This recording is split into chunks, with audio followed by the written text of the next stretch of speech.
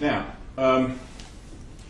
when you were growing up, how many of you, your mother said to you, when you did something wrong, wait till your father gets home? Okay? That is something that is used in every family, in every culture, and it's called the mere messenger strategy. Okay? If I tell you I'm a god, if I stand up here and I tell you I'm a god, hopefully somebody will go get a phone, call 911, and I will be helped to the local psychiatric unit. But when I tell you I'm just a humble disciple of God, just his messenger, okay, you're going to be vulnerable to giving me some credibility, particularly, and if I do some other things. It's a brilliant and cunning strategy. It's been discovered by every used car salesman, every mafia capo, okay? But it is also crucial to religions. If you think about it, who's the Pope? He's just God's vicar on earth, okay? And who's the mere messenger who is still alive, who has pretty much dominated much of the recent years of our history? Okay. I want to move towards the social aspect of religion. That's obviously crucial to it. What are some of the cognitive mechanisms that get engaged socially, in a broader sense? We all have coalition. I mean, we know who our friends and enemies are. I could ask any of you, you could write a list, right now. You keep that in your heads. We have what's called naive sociology or groupishness. Basically what this means is that I could take this room right now, randomly divide it, completely randomly, put you on opposite side of the room, give each group the same task to do. Within less than an hour, this group here would think that they're better than this group would think that they're better than this group. Okay? It's a well-described social phenomenon. And we also have trouble understanding that groups are groups of individuals. Think about it. The French are rude. That kind of thing. It's very hard for us. We're very vulnerable to make us-them distinctions and to see our us as better than them. You can see how that would help in the dangerous environments, small groups that we evolved in. The other unfortunate thing is that them, that out-group, we unfortunately use the same cognitive mechanisms that we use for prey animals. Okay? The idea that dehumanization is a crazy or regressive phenomenon is wrong. All of us have the vulnerability to see the out-group with the same mechanism that we use for prey animals. Think of Martin Luther. The Jews are worms. The late unlamented al-Zarqawi in Iraq, the terrorist, who talked about the Shia as monkeys. Okay? So, how do we think about religion? Okay, I think this is a very useful summary.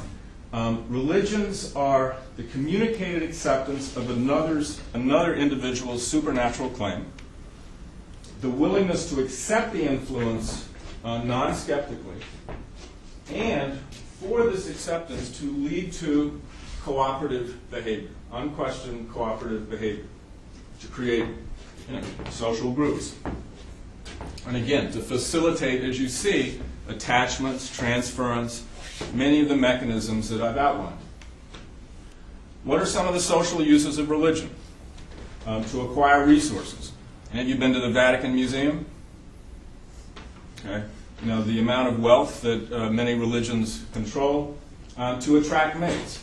If you go out to Salt Lake City and go to Brigham Young's house, you'll notice that it's got a huge building off the back that looks like a dorm. It was, for his 19 wives. To thwart competition. Okay, the reality is that no religion has survived by tolerating its competitors. One of the functions of religion is to create a larger umbrella, a larger group, again, for the benefit of the leaders. I think this says it quite explicitly. I'll let you read it.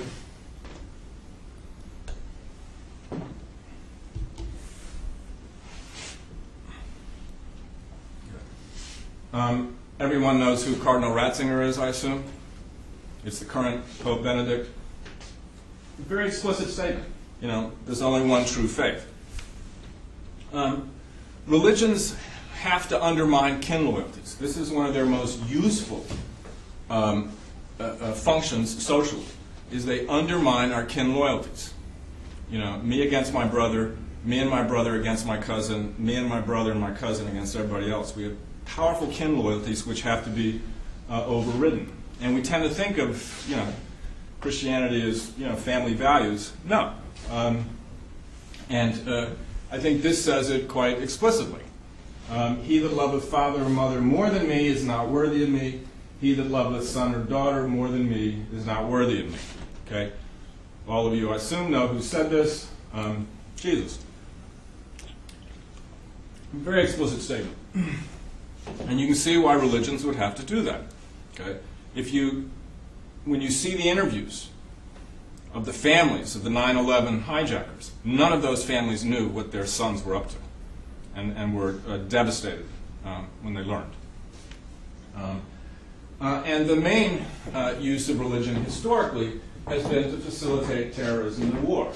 And just step back and think of your world history. Okay?